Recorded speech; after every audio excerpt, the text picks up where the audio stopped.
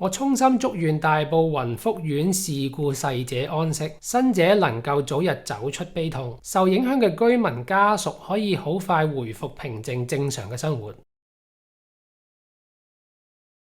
用機身兩個鏡頭拍出嚟嘅全景航拍片係咪真係咁特別？指住邊就飛向邊個控制會唔會好難用？全景航拍機沉浸式飛行係咪真係咁爽？我係航拍機新手，佢係品牌提供嘅 PR sample， 出片前淨係得我睇過，冇 sponsor， 所以喺每一節都可以講佢有乜好有乜唔好。第一 A1 全景航拍機有乜特別 ？A1 機身有兩個鏡頭，可以影到全景360度無死角影片，而且飛機仲識喺畫面隱形。傳統航拍機頂多俾你揀影前面、下面或者上面 ，A1 就幫你一次過影晒咁多面。後期喺眼鏡還原翻現場環境俾你睇，又或者喺軟件自由選擇方向同埋縮放。玩傳統機想有畫面變化，一係就要調整雲台，一係就要飛多幾次。用 A1 只需要錄一次就可以後期輸出向前、向後、打側、轉圈、望下面、小星球多種唔同嘅視覺，總之佢就幫你乜 Q 都影晒，你中意點玩條片都得。至於畫質之後我會深入研究，影嗰陣唔需要諗打橫定打直影好，後期喺 App 度撳個掣就揀到比例，仲唔會影響畫質添。唔中意拍片嘅，佢俾你化身做雀仔，邊飛邊睇風景，望就得啦，唔需要校相機雲台嘅。哇！晨光好靚啊，騎住條龍嚟飛都得啊！為咗俾你 enjoy 飛行，佢仲設計咗 free motion 操控方法，你指去邊佢就轉去邊，喺畫面篤邊度佢就飛向邊度，好容易玩嘅。佢仲有好多功能，亦有唔少缺點，而家就逐一同大家講。第二 A1 難唔難飛？直接睇我第一次起飛個情況你就感受到，推個搖桿兩下就會解除嗰個摩打。OK， 佢個摩打就着咗啦，就可以向上飛。咁部 A1 就慢慢升起啦。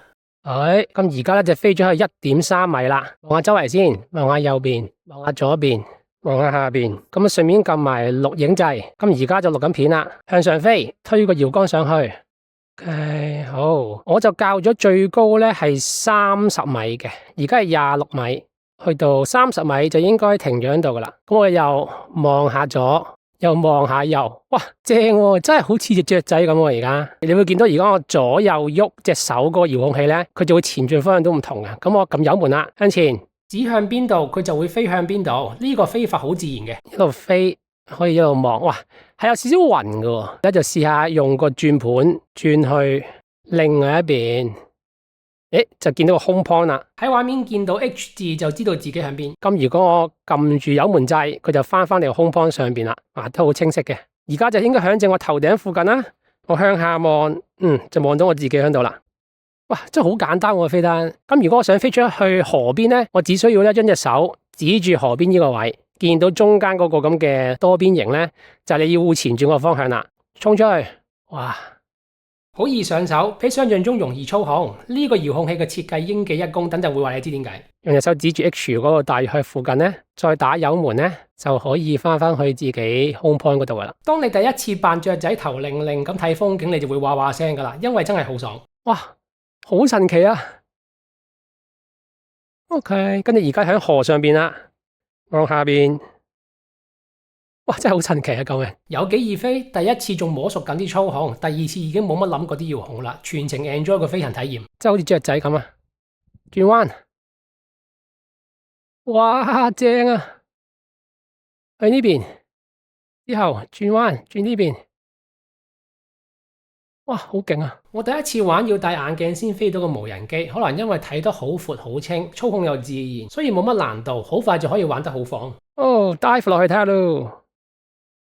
48、47、43、42，唔得啦，太低啦，睇翻上。每一個掣要用嚟做咩都好易明，好易記得。而家轉呢個轉盤咧，就可以睇晒左右360度畫面嘅。如果想睇上面咧，就向上望；想望下邊咧，就向下望，咁樣即係好簡單。我之前冇用過呢啲體感遙控，傳統遙控嘅使用經驗都唔多。如果我都飛得到，你哋都一定冇問題。當然呢個操控方法都有啲壞處，其中一個就係好難喺有限地方好準確咁做手動降落。好似我喺草叢中想 land 落個停機坪度，第一次係做唔到啊。之後就知道佢最好嘅降落方法就係自動返航，因為幾準之餘仲好可靠。等陣睇返航測試嗰陣就會知。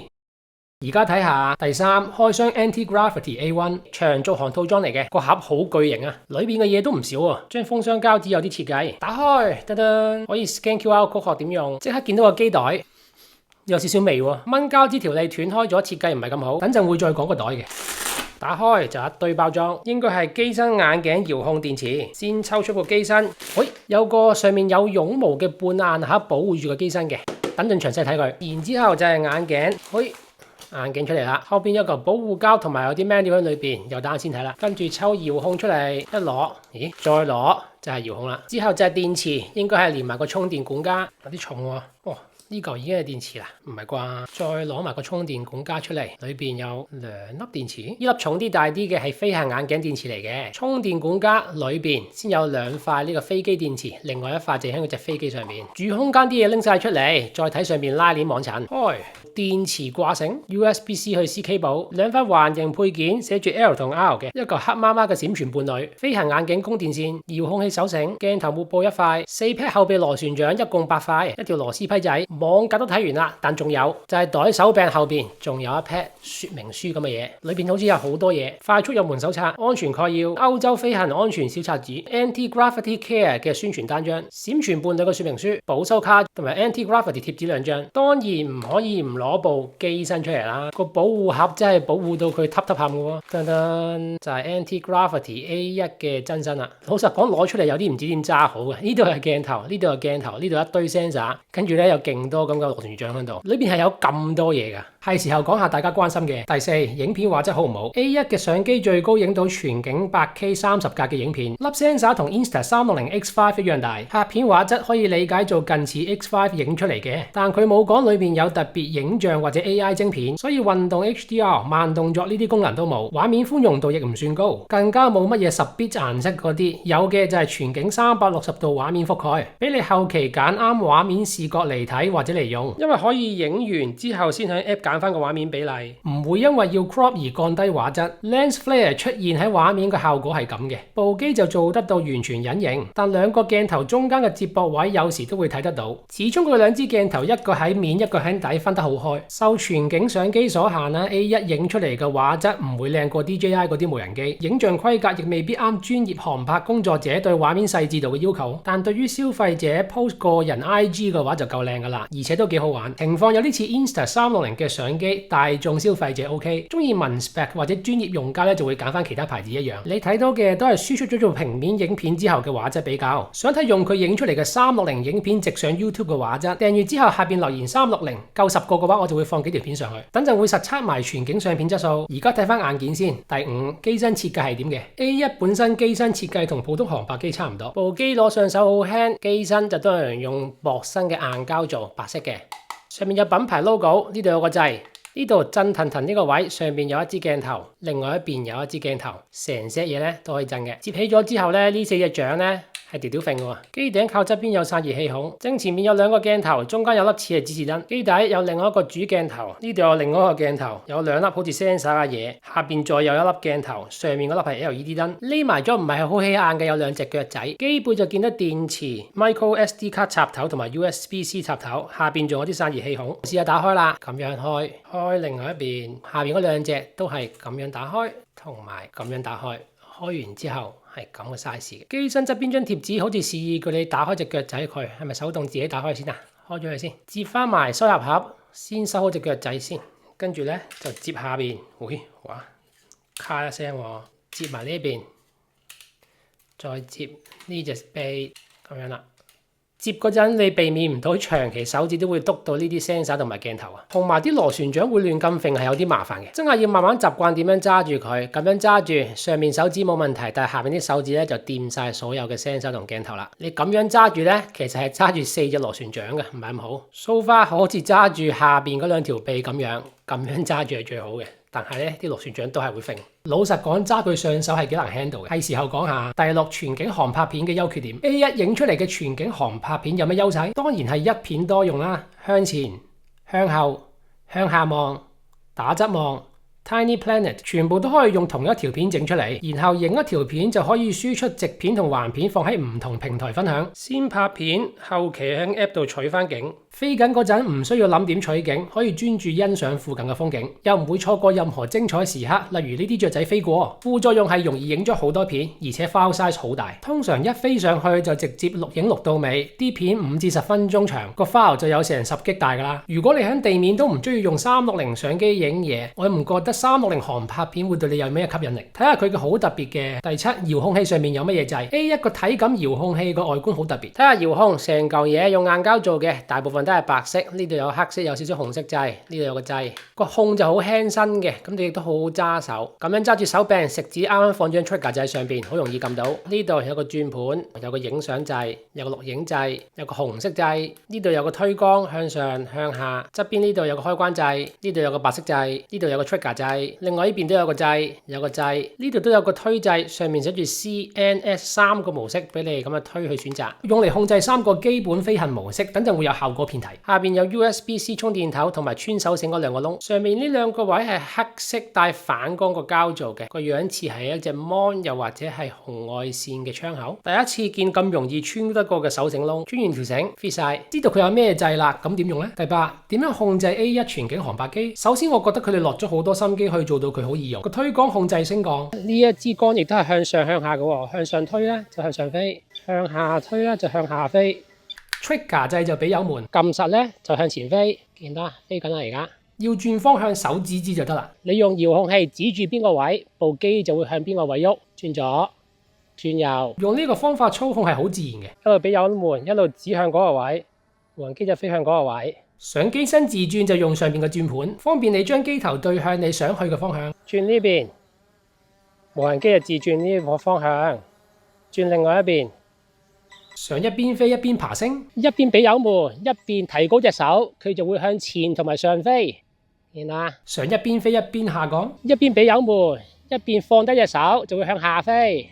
佢同傳統遙控器好唔同，初頭我都擔心會好難用，但一用就上手，有啲似細個玩任天堂 Wii 咁簡單。另外個控啲掣擺位好 make sense 嘅，睇一次教學玩一次就已經記得晒佢哋啲位同埋有咩用。可能因為一戴咗眼鏡就望唔翻個控，啲掣一定要擺到你一摸就知道佢喺邊。要撳到一啲唔常撳嘅掣嗰時，例如 C1 同 C2，佢就會喺畫面顯示埋俾你睇佢喺邊，等你容易揾到佢。好明顯佢哋有落心機去做呢一套控制方法同埋個控嘅，係咪代表到手第2日就可以去旅行玩？梗係唔係啦！我第一日出去第2次起飛得到嘅嘢就係最白痴就係點解得分1條片呢？原來我之後嗰啲起飛咧都係冇開到錄影，即係冇拍到。但係反而咧，如果我睇翻飛行硬件內置儲存，你就會見到我係有喺個錄屏嗰度記錄咗我啲起飛嘅。呢一段咁靚嘅畫面咧係冇錄成為影片㗎。淨係喺隻眼鏡裏面錄咗屏嘅啫。始終航拍機比起運動相機多好多嘢搞。我知你冇我咁奪，但點都要喺屋企附近練習下先好帶佢去旅行。另外要留意佢係唔會向後飛或者橫向咁飛嘅。想向後就要180度轉身向前進，想橫飛就90度轉身再前進。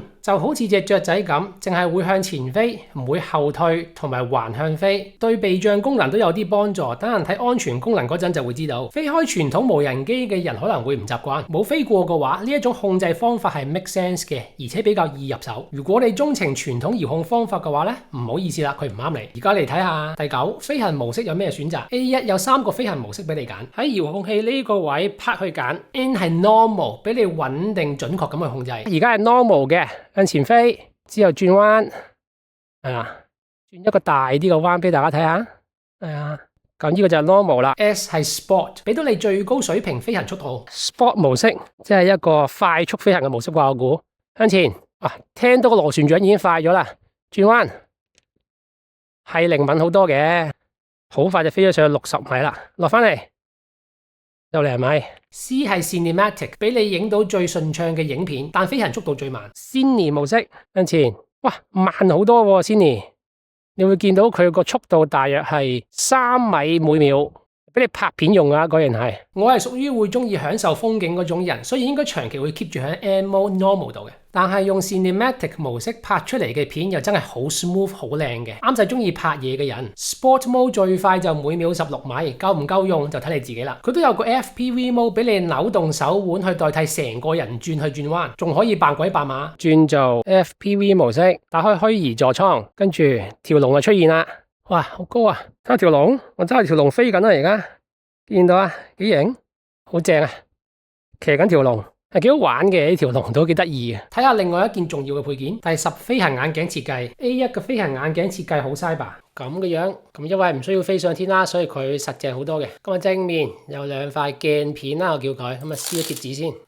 呢邊撕完貼紙好乾滑嘅，另外一邊撕完竟然有啲膠紙印喎，用佢跟埋塊鏡頭布抹一抹咧就冇咗啦。正面向下有個鏡頭仔嘅，咁左上角右上角就有條天線咁樣拉出嚟。戴眼鏡嗰陣雙手會掂到條天線，你就會記住打開佢啦。呢個側邊有2個掣，一上一下撳到，另外一個側邊有一個掣撳入去，下邊有2個擰得嘅轉盤，一個 USB-C 頭，另外一個插頭似係俾你插電源嘅，上面有金屬網似係排氣孔，有個膠吸索吸住，再有一本說明書仔，圍邊個軟墊軟腍腍，裏邊有海綿，摸落去好舒服。裏邊有個直膠膠殼保護住鏡片，鏡片下邊有個刻度。一開始咧，我以為係轉動呢一個黑色位，原來唔係嘅，係轉呢個 dial 啦。咁你轉嗰時咧，就會見到個刻度有粒點會喐緊啦。俾你調節 focus，我左眼比右眼近視深啲都冇問題。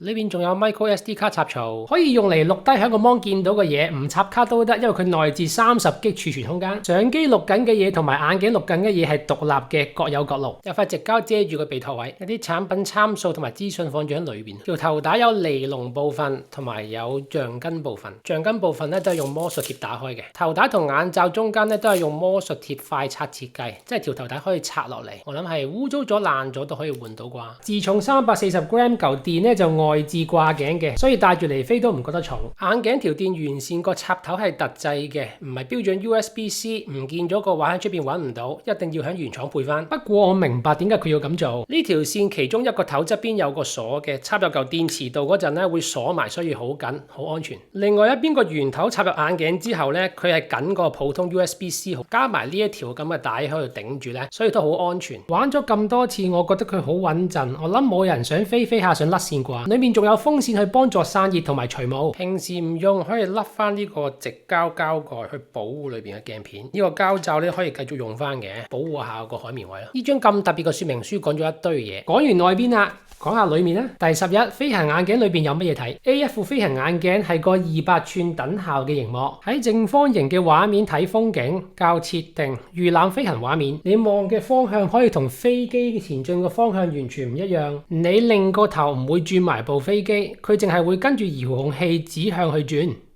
我測試期間大部分時間圖傳都好穩定嘅，但喺某啲環境都會出啲狀況。係啦，你見到圖傳係窒窒地嘅。我而家坐喺部車隔籬，應該都會影響圖傳嘅效果，因為車係一嚿好大嘅金屬。喺畫面會出現黃色顯示，話俾你聽圖傳被遮擋或者有干擾，亦都出現過1、2次畫面閃動，但都係得半秒嘅啫。戴住佢咪留意唔到附近有冇危險，有咩狀況。如果你想睇到你真正望到啲咩嘅話咧，你就 double click 個 C1 掣，因為我 set做咧一個 pass through。嗱，呢一個咧就係我周遭環境嘅情況啦，睇下後邊有冇人仆我先，或者有冇紅人仆我先。呢個功能飛機飛緊嗰陣係用唔到嘅，懸停嗰陣就用到。個飛機喺上邊，而家想睇下我身邊附近有冇人咧 ，double click 眼鏡隔籬個掣就可以入穿透模式啦。隔籬冇人冇紅人，玩 A1 就一定要用呢副眼鏡，唔用咧就飛唔起嘅。佢個電話 app 都冇圖傳或者遙控功能，對某啲人嚟講可能係個缺點，特別係期望用比較傳統操作方法嘅人。但佢最正嘅功能又一定要用眼鏡先體驗到，所以唔用眼鏡又好似唔太 make sense。佢仲有啲特別功能。第12眼鏡畫面分享有冇用？ A1 嘅飛行眼鏡設計都幾特別，飛行眼鏡外邊都有隻 mon 俾大家睇到我喺眼鏡裏面望緊嘅嘢，係可以分享俾你身邊嘅人。你飛行嗰時望到嘅嘢，等佢都可以睇到，而且會根據你個頭喐去邊度去望邊邊。但你飛緊嗰陣咧，係會頭擰周圍望嘅。隻 mon 又唔算好大，你個 friend 睇到幾多咧就見仁見智啦。佢其實有另外一個幾實用嘅分享功能，喺片尾會講到。外面隻 mon 喺屋企都有個用途嘅。而家更新緊佢哋3個 firmware， 你見到隻眼鏡個 mon 上面寫住下載中啊。每次插入新電池都會更新個 firmware 啊。喺個眼鏡裏邊就睇唔到個更新情況啊。佢要你出去副螢幕睇，唔知點解咧。另外一邊就有盞環形嘅 LED 燈喺度閃緊，而家係橙色嘅。機身遙控同眼鏡都睇過啦。咁第13 A1 起飛嘅過程麻唔麻煩？宣傳片就唔會講呢啲噶啦。等我示範真正用嗰陣係點噶啦。咁樣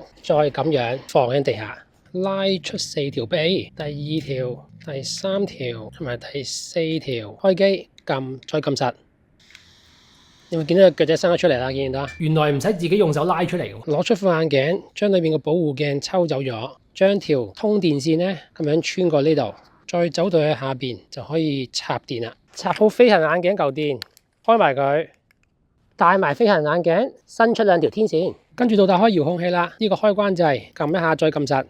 等一陣，聽到聲，記得喺眼鏡入邊睇清楚以下嘅嘢。而家衛星有26格，遙控器、飛機、眼鏡、電池都 OK 嘅。起飛之前先要解鎖咗個螺旋槳先，呢度有個掣向上推兩下，1、2，轉緊個螺旋槳。而家真正起飛都係用呢個掣嘅，向上推 hold 一陣，1、2、3。佢而家就起飛咗啦，你睇到都有幾多嘢要準備㗎。不過一飛上去你就會好開心㗎啦，因為幾好玩嘅。識得飛上去，當然要識得返嚟。第14，自動返航準唔準先？A1 用 GPS 定位，起飛會同時記錄埋 home point 就起飛啦。返航點以刷新，咁之後有需要佢就自己識得返嚟呢度。我試咗10次，大部分都係完美降落。而家試下 return to home 啦，我撳實嘅 return to home 掣，一陣見到架無人機咧，就向住 home point 嗰度進發，你指住 home point 嗰個位。其實我呢個起飛位咧，附近有啲樹嘅，唔係話一個好好嘅 home point 嚟嘅。你會見到佢首先係向上升嘅，因為咧我設計到咧個 return to home 咧係去到110米先 return to home 嘅，同埋亦都開咗呢一條咁嘅模擬軌跡。綠色呢條咧就話俾你聽架飛機係點樣翻嚟啦。你見到佢而家咧指住個 home 呢個位就係我嗰度啦，部機就應該喺我上邊噶啦。而家慢慢下降啦，大約係50零米。佢應該會慢慢搜尋個停機坪嘅，你會見到下降個位置同停機坪差唔多重疊啦，但係唔係 exactly 重疊。究竟佢可唔可以降落到去停機坪中間，定係佢唔敢降落呢？ OK， 降落咗，真係落正塊停機坪上邊喎，好準喎，就唔係 exactly 正中嘅，但係4隻螺旋槳都冇打到嘢咯。基本上 landing 嗰陣唔需要除眼鏡及住佢，見到塊停機坪，慢慢調節中心點。OK， 降落咗啦。佢仲會偵測到個停機坪去修正嘅降落點。佢首先咧就會一個大概嘅 H 位嘅，落到嚟咧，佢應該係會揾個張飛行箭。佢而家自己 cal 緊個位，真係對正個停機坪中間啦。咁即係佢 cal 得都幾準嘅，其實。準備落咯，好，落咗。如果佢 sense 到有唔妥，佢唔會夾硬落嚟。準備落嚟。得喎，偵測不到安全環境。如果佢唔太 sure， 佢唔會自己落嚟，會俾翻你做決定。好，我俾啲膽你啦，撳埋下降。OK， 落去。嘿，我知點解啦，因為附近有啲草啊，佢唔敢落嚟啊，驚打到啲草啊。所以佢俾到我有信心去用呢個功能，但10次飛裏邊有1次係唔成功嘅。唔係好準喎，而家搵唔到塊嘢喎。咁我順便試埋撳個 brake 掣去取消降落。好，唔得，剎車。返航已取消，自己手動降落翻喺塊停機坪度。嗰次返航同之前唔同嘅有2件事。第一，佢係因為低電量而引發嘅返航，唔係我自己撳翻嚟嘅。2，個降落點地下全部都係白灰色石頭，有啲反光。我再喺同一個地點測試咗2次，亦都見到塊停機坪嘅。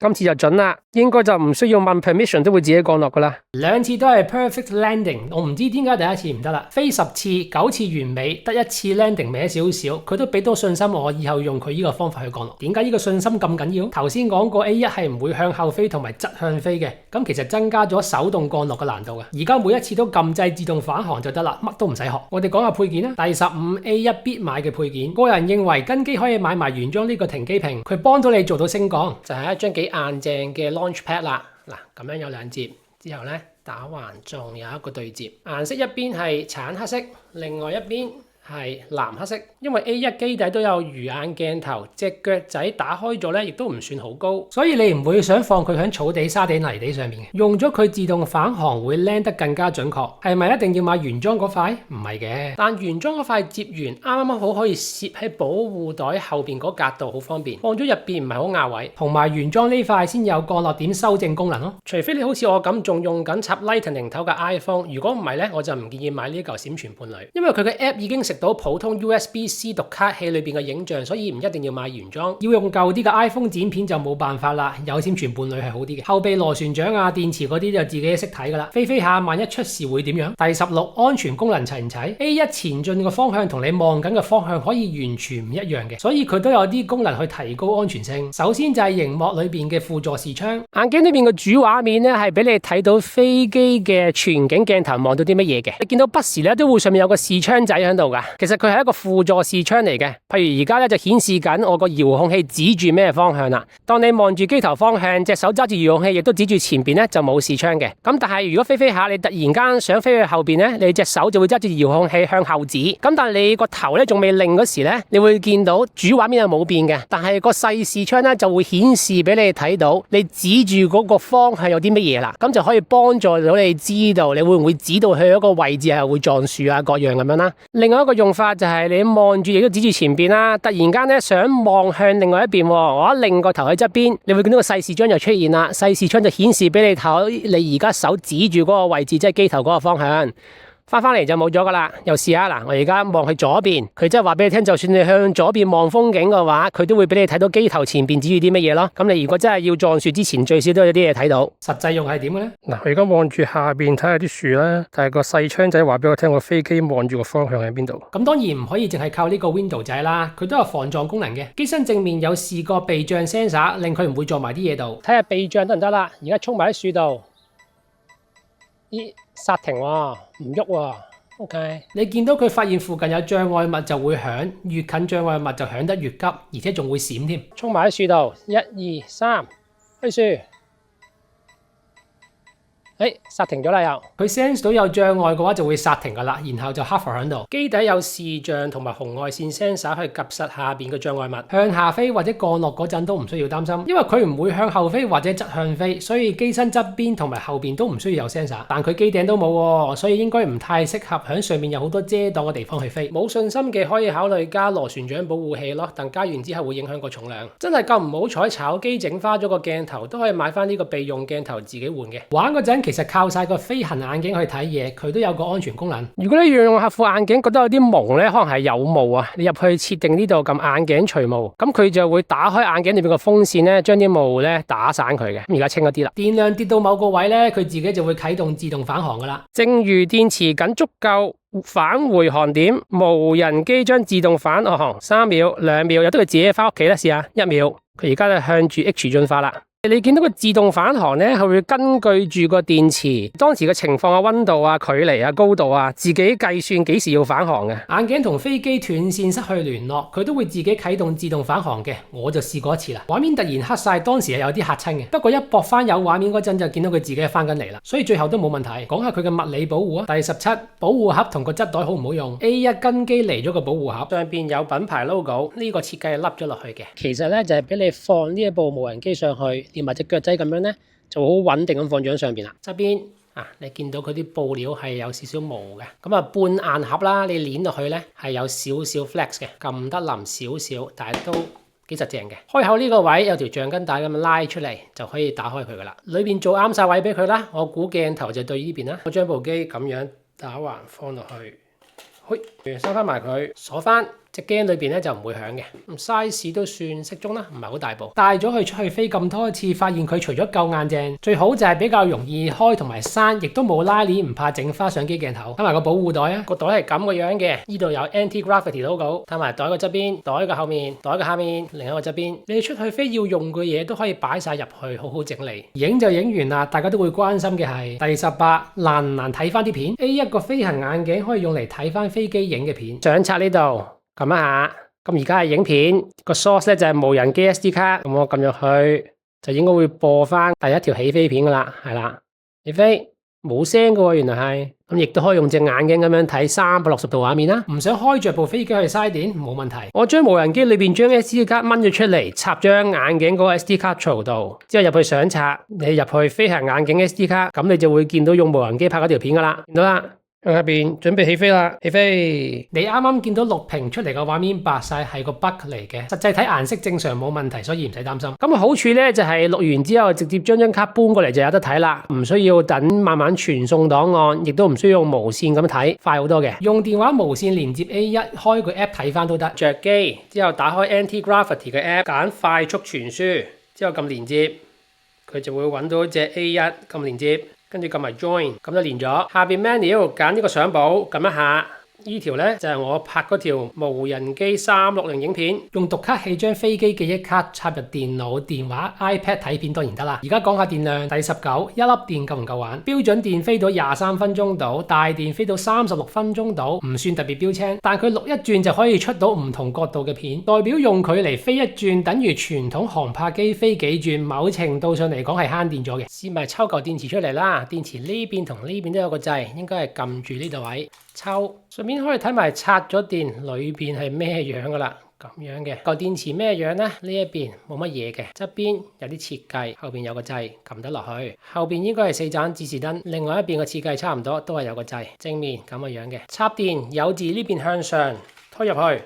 卡聲入咗 ，check 電量都設計到好有型，撳一下電池嘅 pad 就會顯示到有幾多格電。舊電唔響機入邊都得㗎。佢哋點充電嘅呢？用 USB-C 線插落去，插閃閃話俾你聽充緊。幫遙控器充電，插個 USB-C 線落去，綠色燈喺呢度，1、2、3，第3粒斬緊，應該佢係由2格電充緊去第3格電。呢個指示燈幾型喎？呢度有個 USB-C 位就係充電㗎啦。插入去，見到呢度閃緊綠色燈。想出去一次玩耐啲，佢都有充電管加配件買嘅。而家講下佢嘅重量，係249 gram 重，真唔真㗎？A1 唔同嘅套裝或者加唔同配件都會有唔同重量。買佢嘅標準套裝加埋粒電都會輕過250 gram， 長續航套裝機身加埋嚿大電重過250 gram。除咗睇邊個套裝，都要睇埋用咩配件喎。如果有需要用螺旋槳保護罩，就算用細電，兩者加埋重量都已經超過250 gram。不過就算買咗標準套裝，都強烈建議登記埋佢，因為飛高啲扮雀仔睇係真係好好玩。飛30米高咧就見到咁個樣嘅啫，俾到你嘅感覺好唔同嘅。起飛重量都會影響到佢個噪音喎。用標準電噪音就60 dB， 我都覺得幾靜。喺意大利飛都唔覺得好阻住人。用大電就變咗75 dB 嘈，明顯大聲啲嘅。雖然同同級比唔算太嘈，但我就唔中意啦，因為飛嗰陣比較影響到人。所以我喺意大利通常都淨係飛標準電。頭先應承過會講嘅第21，全景相片質素靚唔靚？A1 除咗可以拍全景影片，都可以影全景相。咁我停喺度影一張相先，影，仲可以喺拍緊片嗰陣途中影。呢一個位又影一張相啊！全景相俾你後期改變拍攝方向，向下望、放大、縮細，甚至乎做埋小行星都得。影一張相就可以輸出1、2、3，甚至乎咁嘅角度都得。當然後期揀橫倒、直倒、正方形，甚至乎其他比例都難唔到佢。佢粒 sensor 同 Insta360X5 一樣大，相片質素都幾好，顏色自然，唔執直出都得。但冇話有特別影像同 AI 晶片，所以放大睇暗位雜訊都比較多，亦都有指邊，唔適合想局部放大相片某個位置嚟用嘅人。如果志在影 wide shot 嘅話，佢係絕對冇問題。而家就係好多人會問嘅第22，剪片煩唔煩？A1 俾你用電腦 Anti-Gravity Studio 或者電話個 Anti-Gravity App 去處理影像，功能同 Insta360兩個軟件好相似。咁我主力就用電話 App 講啦。你可以揀佢嗰啲預設視覺，例如我想由前進咧向後視圖，咁你就會見到佢向後飛咁樣嘅。左視圖咧就會睇到飛機飛行中嘅左邊，咁右視圖就睇喺右邊啦。想望下邊嘅話咧，就撳呢個頂部視圖咧，就會望咗下邊啦。如果想睇翻當時眼鏡睇到嘅嘢咧，你撳側邊眼鏡呢個標誌咧，佢就會顯示翻當時你飛緊嗰陣望緊個方向。想更改視覺，撳右下角放大 icon，你可以揀闊啲、窄啲或者係最 basic 嘅自然廣角。想剪短啲條片咧，就咁拉嘅啫，好簡單嘅。亦可以試用佢個 AI 視覺，佢會分析之後俾一個最啱嘅視覺你。呢一段 AI 就覺得首先向住雪山直飛，見到建築物就慢慢向右望，俾你見到佢哋咁樣。剪到中意嘅撳右上角分享就可以輸出條片噶啦。想玩得更加深入咧，撳呢一度入去 Keyframe 模式，入到去你可以喺時間軸裏邊揀選每一個時間點望去咩視覺，之後做啲 motion video 出嚟嘅，好多嘢搞嘅。而喺呢一頁就有好多做好咗個 template 俾你揀，你撳完入去之後撳使用咧，就可以將你條片套入去噶。又或者撳自動剪輯，就可以將幾條唔同嘅航拍片黐埋一齊，再用 AI 幫你剪，都係想幫到你用最短時間出到最特別嘅影片。剪片嗰陣陣你就發現缺點係全景機拍出嚟個檔我唔可以即刻用，一定要經軟件輸出，而且你預咗要處理好大嘅 file， 所以部電話都唔可以太慢。測試用 iPhone 13 Pro OK 嘅 ，iPad Pro 2018版本咧就開始有啲問題咯。我就覺得同揀運動相機一樣啦，你唔想煩就揀翻平面嘅航拍機影啲普通嘢，想影到特色嘢就要用全景航拍機，後期要做多啲嘢，冇乜好拗邊個好啲嘅。想玩全景航拍片嘅 Anti-Gravity 有 Insta360軟件做後盾，應該係一個唔錯嘅選擇。如果呢啲實測片幫到你，下次買嘢記得用我響官網嘅專用購買連結去支持我，多謝。我哋繼續。第23，預設相機運鏡容唔容易玩？ A1 內置 Sky Genie 識得自動運鏡去拍片，唔識得複雜飛機同雲台控制嘅人都可以影到特色運鏡效果。我哋睇下點玩。天空精靈直線上升，開始長按 C1 掣選擇目標。OK， 撳 C1 掣就開始噶啦，撳 C1，嗱佢就會慢慢向上咁影一條片俾我睇啦。佢就會落翻去頭先我開始嗰個位，任務完成咁樣嘅。原來佢一路圍住佢轉嗰時咧，一路機頭向住前邊嘅，所以機頭嗰個避障鏡頭咧就可以 make sure 唔會撞到嘢咯。創意直線，咦？你會見到有個 bug 嘅，我撳 C1之後咧，佢已經進行緊拍攝。右手邊你見到依然都有個綠色框度要我跨嘢。呢個應該係一個 bug 嚟嘅。喺片嗰陣點樣知道幾時用咗 Sky Genie 影咧？用咗 Sky Genie 影嘅特別片段喺眼鏡裏面播放嗰時咧，有個特別嘅 section 話俾你知佢係 Sky Genie 嚟嘅。喺電話 app 相簿有個獨立 section for Sky Genie 嘅，啲片已經預先運好晒鏡，調埋色，加埋音樂俾你，你輸出就用得噶啦。呢個係直線上升，鎖定主體 A1 慢慢升高。呢個就係螺旋上升，一邊圍住 subject 轉，一邊向上飛，唔使自己控制雲台，中間就會加啲特效落去。你唔中意佢啲調色或者音樂，就揀翻冇 template，就可以見翻條原片。呢個運鏡就叫做衝天，暫時喺 app 度冇 template 俾佢，淨係會用原片色彩顯示嘅啫。呢個就叫創意直線，向主體飛過去，跨越嗰陣個鏡頭就會調翻轉，依然睇到佢。佢係比較多 template 可以揀嘅，有啲 template 做出嚟同佢原意差好遠嘅，就睇你中唔中意啦。另外一個特色功能就係第24自定航線容唔容易玩 ？A1 俾你喺唔同地方定位去規劃航線，再叫佢自己去飛，呢個功能叫做自定義航線 Sky Path， 飛到你中意嘅地方，撳遙控器去記錄航點。撳一下先 ，set 咗個航點啦。測試嗰陣我冇連線俾地圖資訊飛行眼鏡，所以冇 map 睇。set 好嘅話，其實可以睇到地圖。飛去呢個位啊！第二個航點啦，又 set 個航點，第3點啦。set 好航點，佢俾你 confirm， 校埋速度同埋平滑度就可以執行。咁佢而家咧就跟住呢條航線去進發咯。你睇到佢由起點飛去第2點度，會跟住呢條藍色嘅航線嘅。嗱，第2點就係呢度啦，你會見到有個菱形喺度。OK， 飛到第2點啦，之後就飛到第3點啦。咁如果你呢個時候咧將個眼鏡俾咗你身邊嘅朋友睇咧，咁佢唔需要飛，亦都可以好似雀仔咁樣，一邊睇住周圍個環境，一邊咧就由得部飛機自己飛啦，所以都幾爽嘅一樣嘢。哇，咁快已經去到第4點啦，因為我唔係 set 到好遠啊。佢好易玩，全程喺眼鏡度 guide 住你點樣 set，第一次玩都冇難度。留意翻，真係要飛去一次嗰度 set 個航點，冇得喺地圖度 set 嘅，即係一定要用電去 set 一次，再用電去飛一次咁解。但 set 好之後，俾副眼鏡你個細路或者伴侶去睇風景都幾 sweet 嘅。下面講嘅功能我就冇乜用啦。第25追蹤功能有咩特別 ？A1 有追蹤功能，可以 tracking 跟住影，仲有好多嘢教，而家示範俾你睇。就揀呢個深度追蹤，撳 C1 長按選擇目標，咁樣框住自己啦。部機真係跟住我喎，考下先，可唔可以啊？跟得捉唔捉啊？佢長按與選擇追蹤方向，撳實個 C1 掣就可以揀追蹤方向啦。我想佢係喺我嘅右邊，咦？佢又真係喺我右手邊喎，跟住我喎而家。將隻手指去左手邊放手，佢而家飛緊去我左手邊。咁我左手邊咧就應該會見到我同埋條河嘅。咁我試下前啦。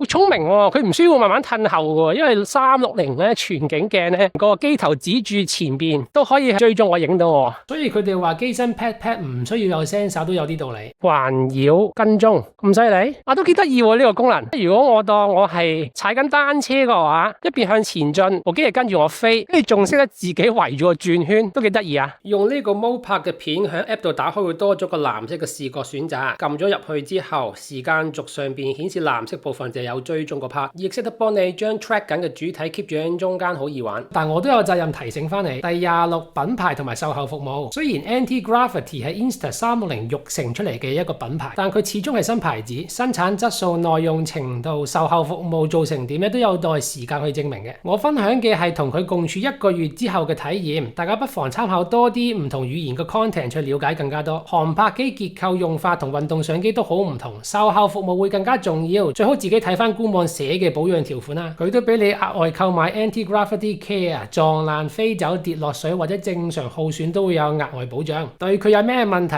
訂閱之後喺下邊留言，我會盡量答噶啦。想睇 Hot4Air 飛行相機開箱評測可以撳呢度。我係阿 Nick，下次見，拜拜。